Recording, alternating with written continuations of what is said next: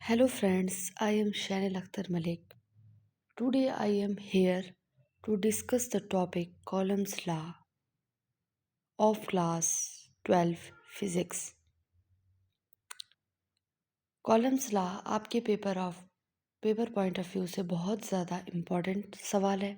Long question के तौर पे चैप्टर नंबर 12 इलेक्ट्रोस्टैटिक का फर्स्ट लॉन्ग क्वेश्चन इम्पॉर्टेंट है, जो कि हमारे जो 2025 का बोर्ड है, पंजाब बोर्ड, तो उसके हिसाब से जो चैप्टर नंबर 12 और 13 है वो लॉन्ग में है। तो ये फर्स्ट लॉन्ग इम्पॉर्टेंट क्वेश्चन है। तो चलें आप इसको स्टार्ट करते हैं। इन 1785 Charles column introduced columns law. He was a French military engineer. 1785 में चार्ल्स कॉलम ने कॉलम्स लॉ को इंट्रोड्यूस कराया, मुतारिफ कराया, जो कि एक फ्रेंच मिलिट्री इंजीनियर था। It measured electric force of attraction और repulsion quantitatively। जो कॉलम्स लॉ है वो इलेक्ट्रिक फोर्स ऑफ अट्रैक्शन या इलेक्ट्रिक फोर्स ऑफ रिपल्शन को क्वांटिटेटिवली क्या करता है, मेयर करता है।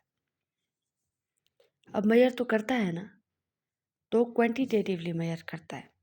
अब पीछे आपने टॉपिक पढ़ा है कि उसमें आपने इलेक्ट्रोस्टैटिक फोर्स ऑफ अट्रैक्शन और इलेक्ट्रिक फोर्स ऑफ रिपल्शन के बारे में आपने पढ़ा है। तो दो चार्जेस जिनके दरमियान फोर्स ऑफ अट्रैक्शन है और दो ऐसे चार्जेस जिसमें फोर्स ऑफ रिपल्शन है, हम कहते हैं, तो वो उन चार्जेस की क्या है, क्वालिटी है। तो कॉलम्स लॉ क्या करेगा, उन चार्जेस के दरमियान कितना फासला है, कितना फोर्स ऑफ अट्रैक्शन है, कितना फोर्स ऑफ रिपल्शन है, उसको मेयर करेगा।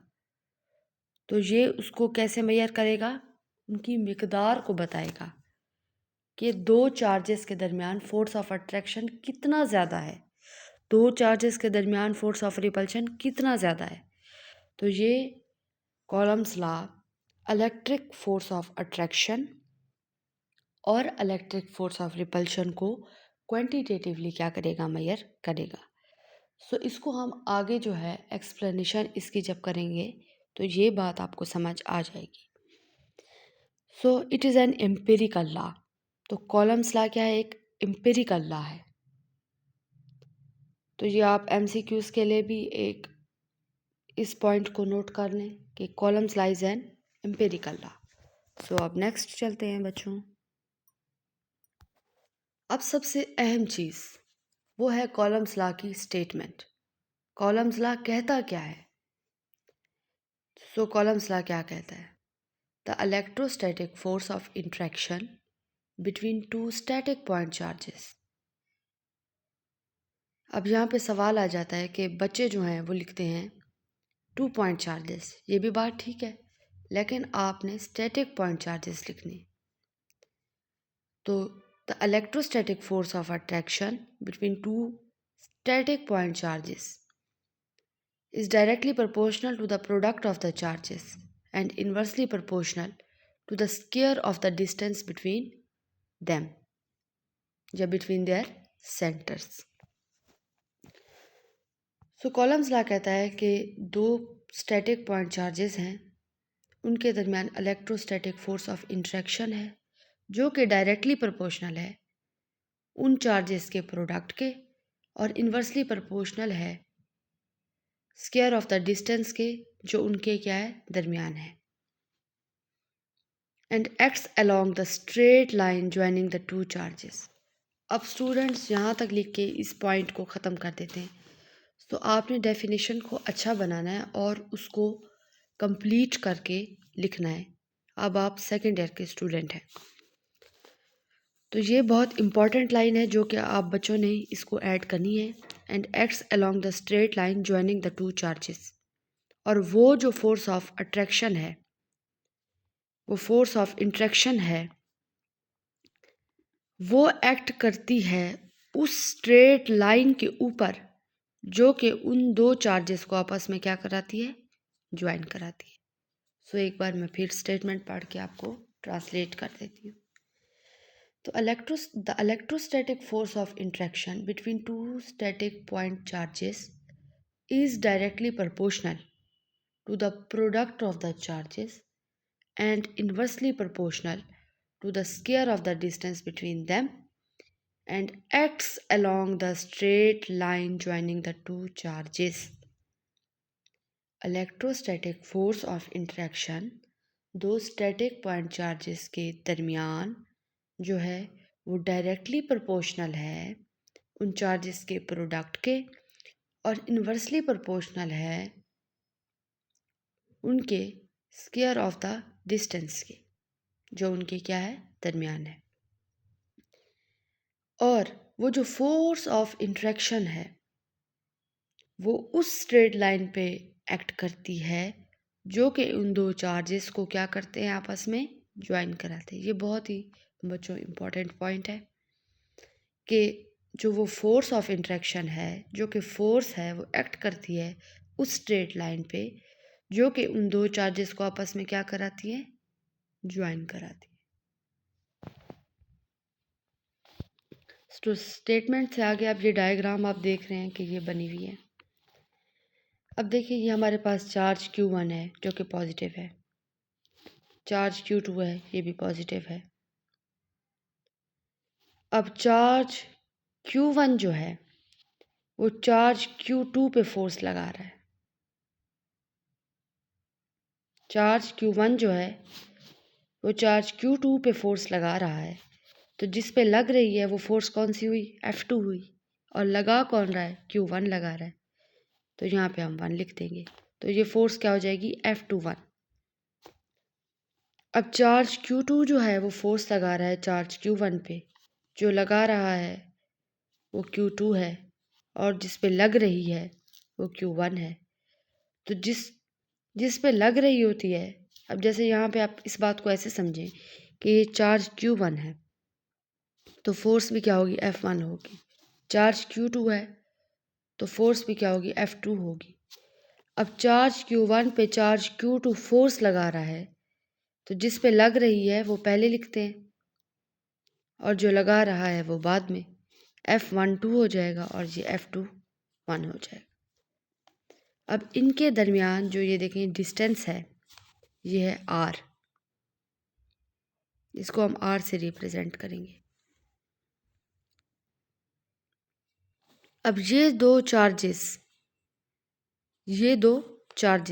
Charges Q1, charges Q2।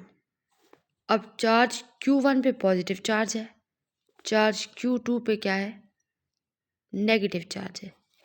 तो ये दोनों आपस में एक दूसरे को ज़्यादा तेज़ी से क्या कर रहे हैं, अट्रैक्ट कर रहे हैं, क्योंकि positive negative attract each other. तो ये ज़्यादा फोर्स लगा के आपस में एक दूसरे को क्या कर रहे हैं, अट्रैक्ट करा रहे हैं।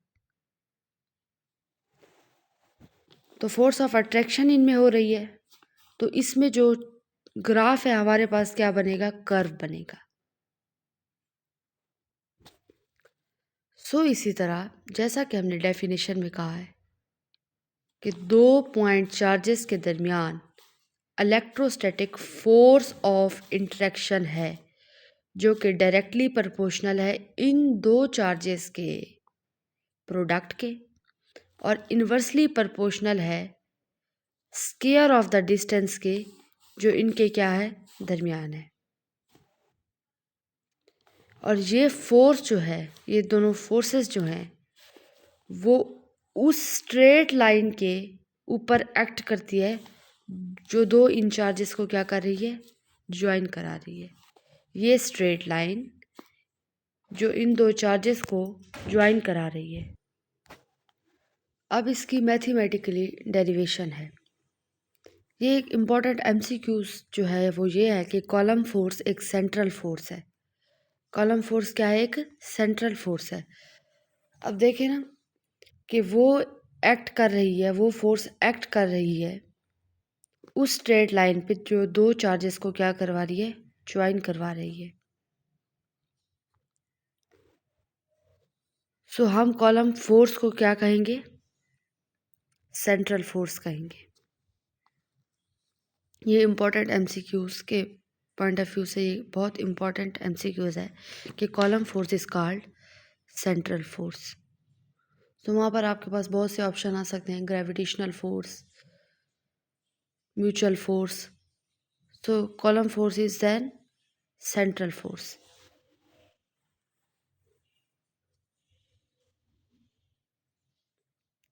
Mathematically derivation, F directly proportional है Q1 Q2 के और इन्वर्सली प्रोपोर्शनल है आर स्क्वायर के। सो हम इसको ऐसे लिखेंगे, F directly proportional Q1 Q2 over are square. तो जब डायरेक्टली प्रोपोर्शनल ख़त्म होता है तो F is equal to k Q1 Q2 over are square. अब अगर हम इसको वेक्टर फॉर्म में लिखना चाहें तो F is equal to k Q1 Q2 over are square और आर यूनिट वेक्टर।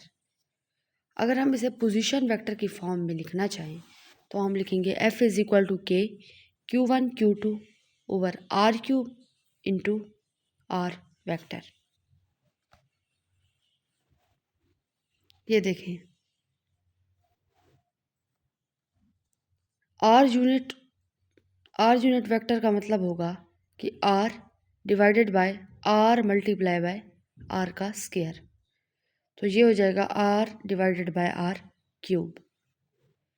सो हमने यहाँ पे लिखा F is equal to k Q1 Q2 over are cube into are vector. K क्या है? K is the proportionality constant called Coulomb constant. K proportionality constant है जिसको हम कॉलम कांस्टेंट भी कहते हैं। और सबसे इम्पॉर्टेंट बात, इस पॉइंट को आप नोट कर लें कि torsion balance device used Charles column. ये चार्ल्स कॉलम ने टॉर्शन बैलेंस डिवाइस को इस्तेमाल किया कॉलम्स लॉ के अंदर। अब स्टूडेंट्स, आगे जाने से पहले हम इस टॉपिक को एक बार दोबारा से देख लेते हैं। इलेक्ट्रोस्टैटिक फोर्स ऑफ इंट्रैक्शन है दो स्टैटिक पॉइंट चार्जेस के दरमियान। अब स्टूडेंट, मैं आपको एक बात बताऊं कि पॉइंट चार्जेस क्या होते हैं। या आप डेफिनेशन नोट कर लीजिए पॉइंट चार्जेस की कि पॉइंट चार्जेस क्या होते हैं। So point charges are those charges whose sizes are very small as compared to the distance between them. Those charges whose size are very small as compared to the distance between them are called point charges. ऐसे charges जो कि इतना छोटे हों कि उनके दरमियान जो डिस्टेंस है वो उससे भी उनका साइज़ जो हो वो स्मॉल हो, तो ऐसे चार्जेस को हम पॉइंट चार्जेस कहते हैं। तो इलेक्ट्रोस्टैटिक फोर्स ऑफ इंट्रैक्शन है दो स्टैटिक पॉइंट चार्जेस के दरमियान, which is directly proportional to the product of the charges, जो कि उन चार्जेस के प्रोडक्ट के क्या है, डायरेक्टली प्रोपोर्शनल है, एंड इन्वर्सली प्रोपोर्शनल है square of the distance between them, और and act along the straight line joining the two charges. ये लाइन बहुत इंपॉर्टेंट है जो कि मैं आपको पहले भी कह चुकी हूँ कि वो जो फोर्स है वो उस स्ट्रेट लाइन पे एक्ट करेगी जो उन दो चार्जेस को आपस में क्या करेंगी, ज्वाइन कराएगी। फिर उसके बाद ये आपने डायग्राम लाजमी बनानी है, और उसके बाद MCQ के कॉलम फोर्स को हम सेंट्रल फोर्स कहते हैं। और mathematically F directly proportional to Q1 Q2, F inversely proportional 1 over are square, F directly proportional R1 Q1 Q2 over are square. Directly proportional को हटा के हमने इज इक्वल टू के लगा दिया, F is equal to k Q1 Q2 over are square. Vector form में इसको ऐसे लिखेंगे, यूनिट वेक्टर फॉर्म में इसको ऐसे लिखेंगे, और के हमारे पास प्रोपोर्शनैलिटी कांस्टेंट है जिसे हम क्या कहते हैं, कॉलम्स कांस्टेंट कहते हैं। और सबसे इम्पॉर्टेंट MCQs कि 40 कॉलम्स ने टॉर्शन बैलेंस डिवाइस को यूज़ करके कॉलम्स लॉ को डिस्कस किया। स्टूडेंट्स, और एक MCQs जो स्टूडेंट्स जो हैं वो पेपर में गलत कर देते हैं। वो एमसीक्यूज ये है कि अगर हम रेडियस को हाफ कर दें तो फोर्स कितना होगी। When we half the radius, how much force is. Force double होगी, फोर्स हाफ होगी, 2 टाइम्स बढ़ेगी, 6 टाइम्स बढ़ेगी, 4 टाइम्स बढ़ेगी। तो स्टूडेंट्स कह देते हैं कि डबल हो जाएगी फोर्स, जो कि बिल्कुल ही गलत है। तो अगर हम रेडियस को हाफ कर देंगे तो जो फोर्स है वो 4 गुना बढ़ जाएगी। अब यहाँ पर देखें कि force inversely proportional 1/r²। r² divided by 2, ये इसको हमने हाफ कर दिया है। तो यहाँ पर क्या हो जाएगा, r का स्क्वायर यानी 2 का स्क्वायर, तो यहाँ जाएगा 4 टाइम्स। तो अगर हम रेडियस को हाफ कर देते हैं तो फोर्स जो है वो 4 टाइम्स क्या हो जाएगी, इंक्रीज हो जाएगी। ये बहुत इंपॉर्टेंट एमसीक्यूज है, ये आप नोट कर लें। अब हम नेक्स्ट चलते हैं। अब आगे आता है डिपेंडेंस ऑफ के किस पे डिपेंड करता है। के जो हमारे पास प्रोपोर्शनैलिटी कांस्टेंट है वो किस पे डिपेंड करता है। पहला तो वो सिस्टम ऑफ यूनिट पे डिपेंड करता है, दूसरा मीडियम बिटवीन चार्जेस पे डिपेंड करता है। अब पहला है कि के फॉर वैक्यूम जो है k is equal to 1/4 pi E naught है। ई नॉट क्या है, permittivity of free space.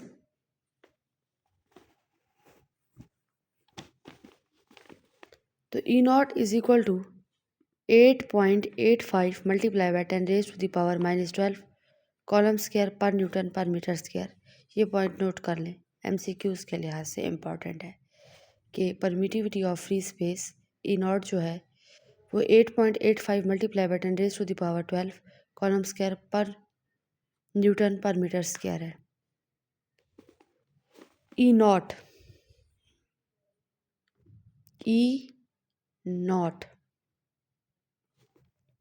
E not का मतलब क्या हुआ कि दो चार्जेस के दरमियान कुछ नहीं है। नॉट का मतलब नहीं है, तो ई क्या है, परमिटिविटी ऑफ फ्री स्पेस है। इसका क्या मतलब हो गया, दो चार्जेस के दरमियान कुछ भी नहीं है। सो हम जो है के फॉर वैक्यूम में जो के है 1/4 pi E not k equal है। E naught permittivity of free space है जिसकी value 8.85 multiply by 10⁻⁻12 coulomb square per newton per metre square है। अब कॉलम्स लॉ के अंदर परमिटिविटी जो है इन्वर्सली प्रोपोर्शनल है परमिशन के, यानी कि अगर परमिटिविटी ज़्यादा होगी तो परमिशन क्या होगी, कम होगी। परमिटिविटी कम होगी तो परमिशन क्या होगी, ज़्यादा होगी। अब यहाँ पे आप देख सकते हैं कि 8.85 मल्टीप्लाई बाय 10⁻⁻12 है, तो ये माइनस में वैल्यू है, तो इसका मतलब क्या है, परमिटिविटी कम है तो परमिशन क्या होगी, ज़्यादा होगी। सो अब नेक्स्ट, परमिटिविटी कैसे कहते किससे, the property of medium which allows its field to permit to weak the force between charges। अब दो चार्जेस हैं, उनके दरमियान जो फोर्स है परमिटिविटी उसको वीक करती है। यानी कि मीडियम की ऐसी प्रॉपर्टी जो कि अपनी फील्ड को परमिट करती है, परमिशन देती है कि जो चार्जेस के दरमियान फोर्स है उसको वो क्या कर दें, वीक कर दें, उसके दरमियान रुकावट पैदा कर दें, रेजिस्टेंस पैदा कर दें।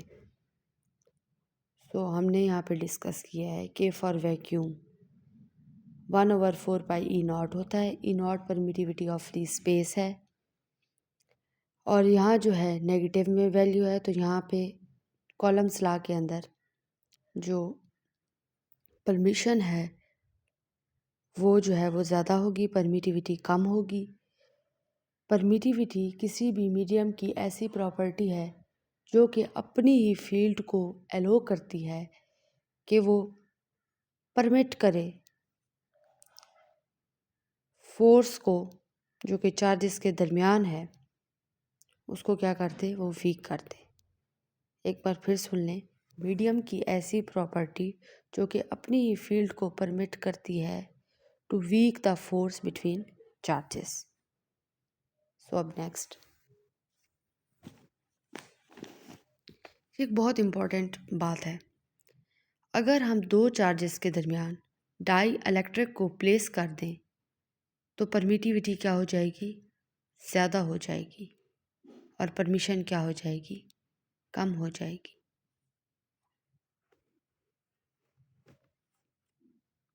So when we place the dielectric between two charges, so permittivity increase and permission decrease.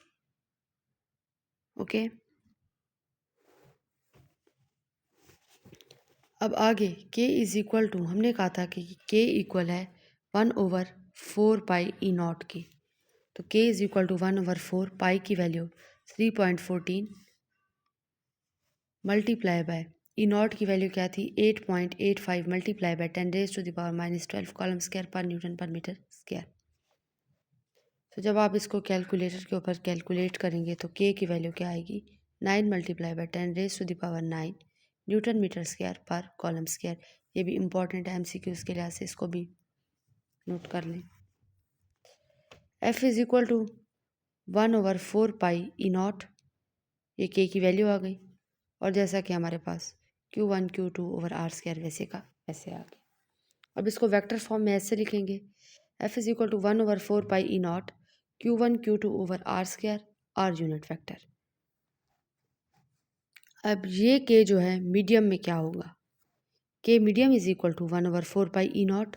यहाँ पे मीडियम के केस में ई आर आ जाएगा। ई आर क्या है, रिलेटिव परमिटिविटी। तो ये इक्वल होता है के वैक्यूम ओवर ई आर के वैक्यूम ओवर ई आर, के मीडियम इज इक्वल टू के वैक्यूम ओवर रिलेटिव परमिटिविटी। अब नेक्स्ट ई आर, जैसा कि आपको कहा है मैंने कि ये रिलेटिव परमिटिविटी है। अब रिलेटिव परमिटिविटी फॉर वैक्यूम जो है वो 1 के इक्वल होगी, फॉर इंसुलेटर जो है ग्रेटर देन 1 होगी, और के मीडियम जो है उसकी जो रिलेटिव परमिटिविटी है वो लेस देन होगी के वैक्यूम से।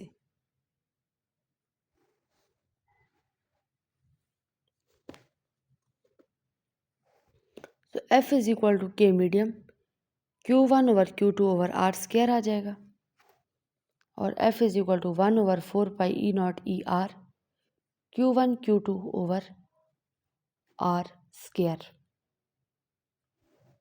और F is equal to 1/4 pi E naught e are Q1 Q2 over are square आ जाएगा।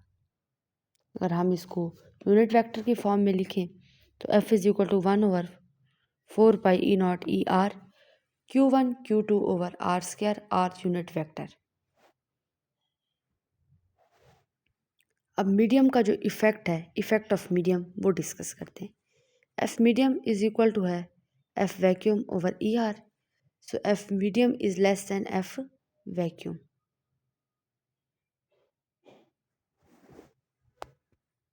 अब इस चीज़ को हम for vacuum and for medium जो है हम k की वैल्यू को एक बार दोबारा डिस्कस कर लेते हैं।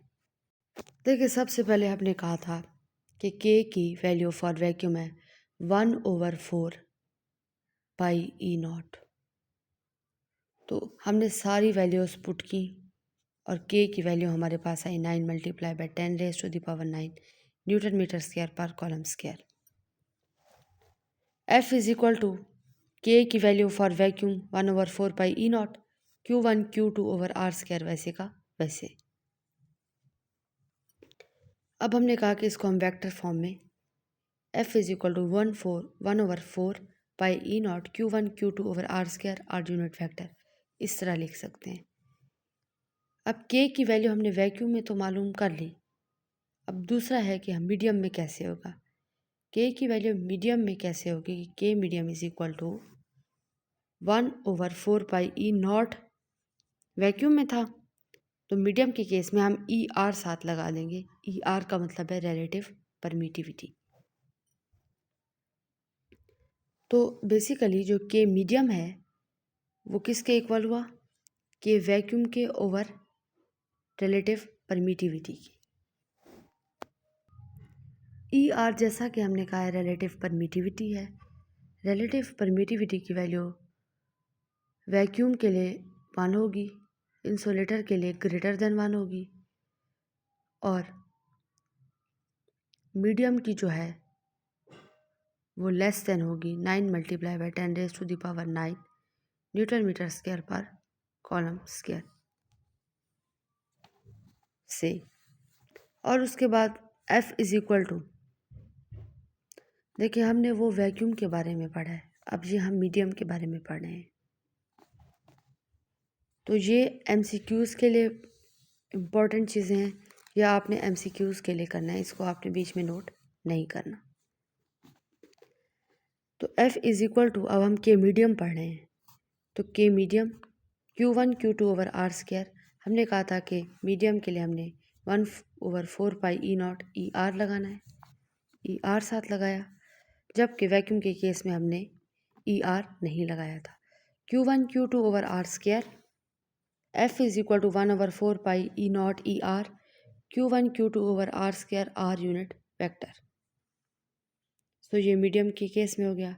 अब मीडियम का इफ़ेक्ट क्या है, F मीडियम जो है इक्वल है F vacuum over e are के। जैसा कि हमने क्या कहा था, के मीडियम जो बराबर है वो किसके है, के वैक्यूम के और ई आर के।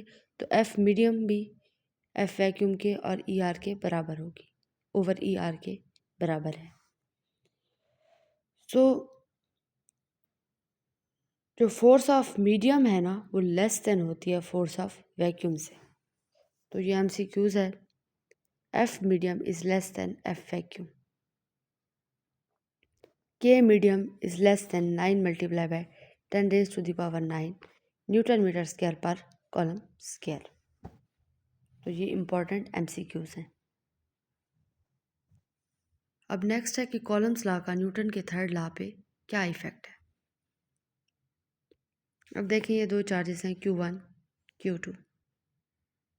Q1 Q2 पे फोर्स लगा रहा है, तो F21 हुई फोर्स, और रेडियस क्या हुआ R21। अब Q2 जो है Q1 पे फोर्स लगा रहा है, तो ये फोर्स F12 हुई, और इनके दरमियान जो रेडियस है वो R12 हुआ। हमने कॉलम्स लॉ क्या प्रूफ किया है कि force is directly proportional to the charges, product of the charges, and inversely proportional to the square of the distance between their centre. तो ओवर क्या आ गया, आर स्क्वायर आ गया।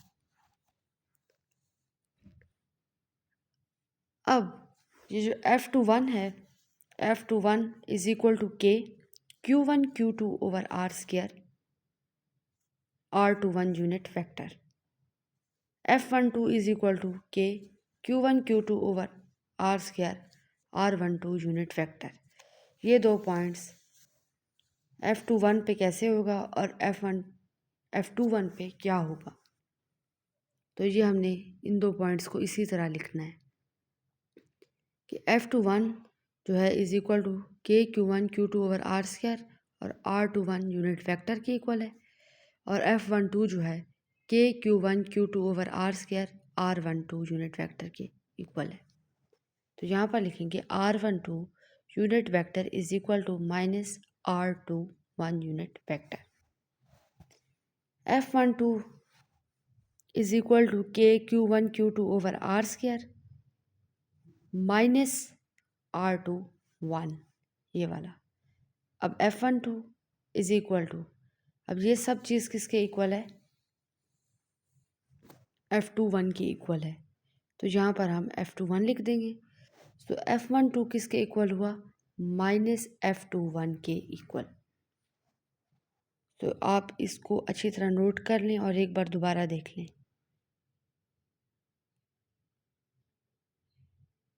अब नेक्स्ट करते हैं, बल्कि नेक्स्ट करने से पहले हम इसको एक दफ़ा रिपीट कर लेते हैं कि कॉलम्स लॉ का न्यूटन के थर्ड लॉ पे क्या इफ़ेक्ट है। हमने कहा कि चार्ज Q1 Q2 पर क्या कर रहा है, फोर्स लगा रहा है। तो F21 फोर्स हुई। चार्ज Q1 पे फोर्स लगा रहा है F12। इनके दरमियान रेडियस R21 है, इनके दरमियान रेडियस R12 है। तो कॉलम्स लॉ कहता है F is equal to k Q1 Q2 over R square. अब हमने कहा है कि फोर्स, पहली फोर्स कौन सी है, F21, तो ये सारा वैसे का वैसे, और रेडियस क्या है, R21। दूसरी फोर्स कौन सी है, F12, ये वैसे का वैसे, तो रेडियस क्या हुआ, R12। तो R12 माइनस R21 के क्या हुआ, इक्वल। तो हम यहाँ पे फोर्स F12 को हमने लिया, हम 21 को भी लिख सकते हैं लेकिन ये ज़्यादा इजी रह जाएगा, तो हमने F12 को पहले लिखा है। तो force F12 is equal to k Q1 Q2 over R square, और यहाँ पे क्या आया, माइनस R21। F12 इक्वल है माइनस R21 के, ये सारी वैल्यू जो है माइनस F21 के इक्वल है। तो हमने ये प्रूफ किया कॉलम्स लॉ से कि जो फोर्स है F12 इज इक्वल टू किसके है, माइनस F21 के है। यानी कि ये जो कॉलम्स लॉ है Newton third law of motion पे कैसे एक्ट कर रहा है कि एक्शन का रिएक्शन हो रहा है बट जो डायरेक्शन है वो अपोजिट हो रही है।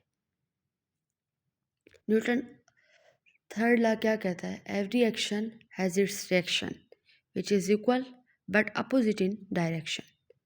लेकिन जो उनकी डायरेक्शन है वो क्या है, अपोजिट है।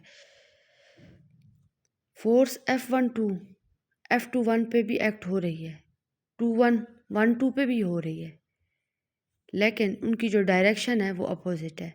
21 की इधर है, 12 की इधर है।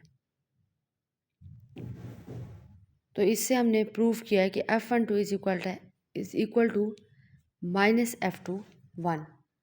ये एक्सप्रेशन क्या शो कर रही है, this expression shows that columns force is a mutual force. ये एक बहुत ही इंपॉर्टेंट MCQs है कि कॉलम्स लॉ में कौन सी फोर्स होती है। तो कॉलम्स लॉ में म्यूचुअल फोर्स होती है। कॉलम्स लॉ को कहते क्या हैं, कॉलम्स लॉ की फोर्स को क्या कहते हैं, कॉलम्स फोर्स कहते हैं। और कॉलम्स लॉ की जो ये एक्सप्रेशन है, जो एक्सप्रेशन है F12 is equal to minus F21, वो ये शो करती है कि कॉलम्स की जो फोर्स है वो एक म्यूचुअल फोर्स है। सो स्टूडेंट्स अब नेक्स्ट चलते हैं। अब स्टूडेंट एक इम्पॉर्टेंट टेबल आ जाती है जो MCQs पॉइंट ऑफ व्यू से इम्पॉर्टेंट है। वैक्यूम की जो रिलेटिव परमिटिविटी है वो 1 है। मेटल्स की क्या है, इन्फिनिटी के बराबर है। इंसुलेटर की क्या है, ग्रेटर देन है 1। एयर की क्या है, 1.006। तो ये एक टेबल है, आपकी बुक में मौजूद होगी, तो ये टेबल आप लोगों ने देख लेनी है। और भी मतलब चीज़ें हैं जिसके बारे में, जिनकी रिलेटिव परमिटिविटी दी गई है, तो ये टेबल आपने अच्छी तरह MCQs पॉइंट ऑफ व्यू से कर लेनी है। तो MCQs के लिहाज से अब हम कॉलम्स लॉ की लिमिटेशंस को डिस्कस कर रहे हैं। यह आपने टॉपिक के अंदर ऐड नहीं करना, ये जस्ट लिमिटेशंस हैं for MCQs point of view से आपको आना चाहिए। अब जो कॉलम्स लॉ में फोर्स है वो एक्ट कर रही है उस लाइन पर जो उन दो चार्जेस को क्या करा रही है, ज्वाइंस करा रही है।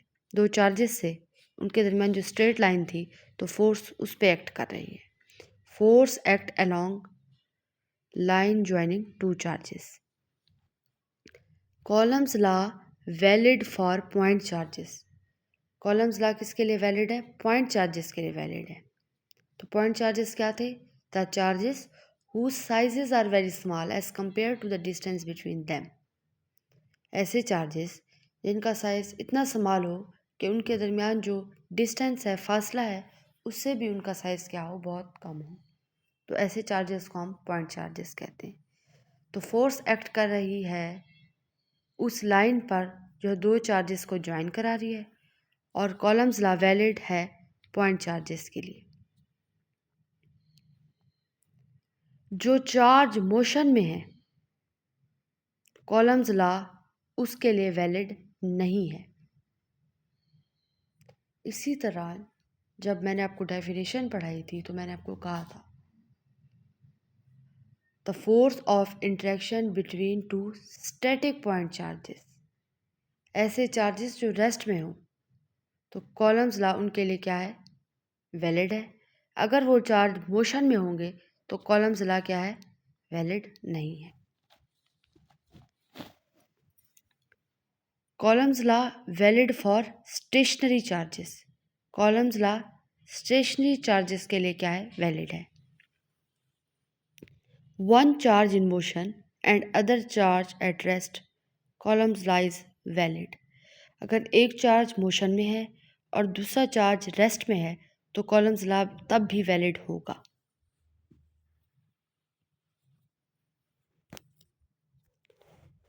दूसरा है कि जो फोर्स है वो फॉलोज करती है इनवर्स स्केयर लॉ, यानी कि जो फोर्स ऑफ इंटरेक्शन थी ना दो पॉइंट चार्जेस के दरमियान, तो वो उसके जो स्केयर ऑफ द डिस्टेंस है उसके क्या थी? इनवर्सली प्रोपोर्शनल थी।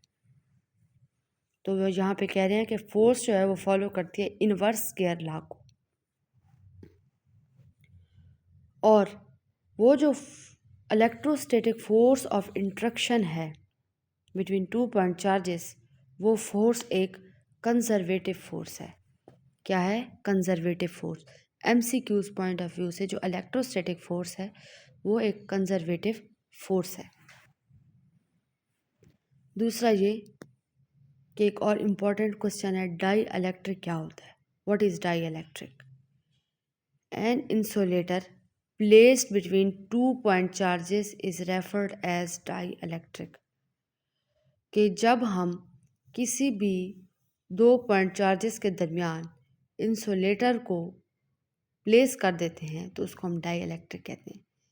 जब हम देखिए किसी भी चार्जेस के दरमियान डाइइलेक्ट्रिक को प्लेस करेंगे तो वहाँ पर जो है परमिटिविटी इंक्रीज़ हो जाती है और परमिशन क्या हो जाती है?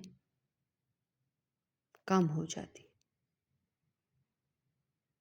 ठीक है, तो ये एमसीक्यूज़ है। और ये इस टॉपिक में दो इम्पॉर्टेंट शॉर्ट क्वेश्चन, जो पहला मैंने आपको बताया था वो था point charges, the charges whose sizes are very small as compare to the distance between them, and dielectric an insulator place between two point charges is referred as dielectric.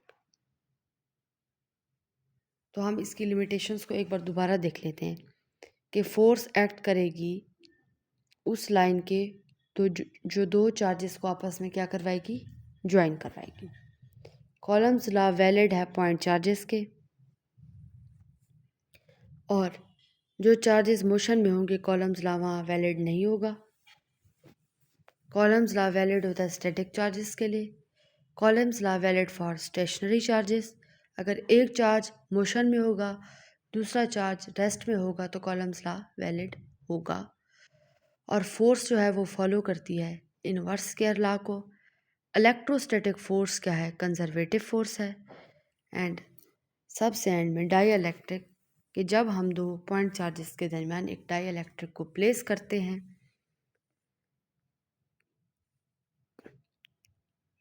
तो जब हम दो charges के दरमियान एक insulator को place करते हैं तो उसको हम क्या कहते हैं? डाई इलेक्ट्रिक कहते हैं। तो स्टूडेंट्स, आज का हमारा ये टॉपिक कॉलम्स लॉ का टॉपिक था, जो कि पेपर पॉइंट ऑफ व्यू से दोबारा कहूँगी बहुत ही ज़्यादा इम्पॉर्टेंट टॉपिक है एज अ लॉन्ग क्वेश्चन। इसमें से देखें कि हर पॉइंट से मैंने आपको एमसीक्यूज़ भी बताए हैं, तो आप उन हर बात को नोट कर लें और इसको अच्छी तरह आप प्रिपेयर करें। इंशाल्लाह नेक्स्ट वीडियो में मिलेंगे। नेक्स्ट वीडियो में नेक्स्ट लेक्चर अपलोड होगा और आप इस चैनल को लाइक करें और सब्सक्राइब करें। Thank you.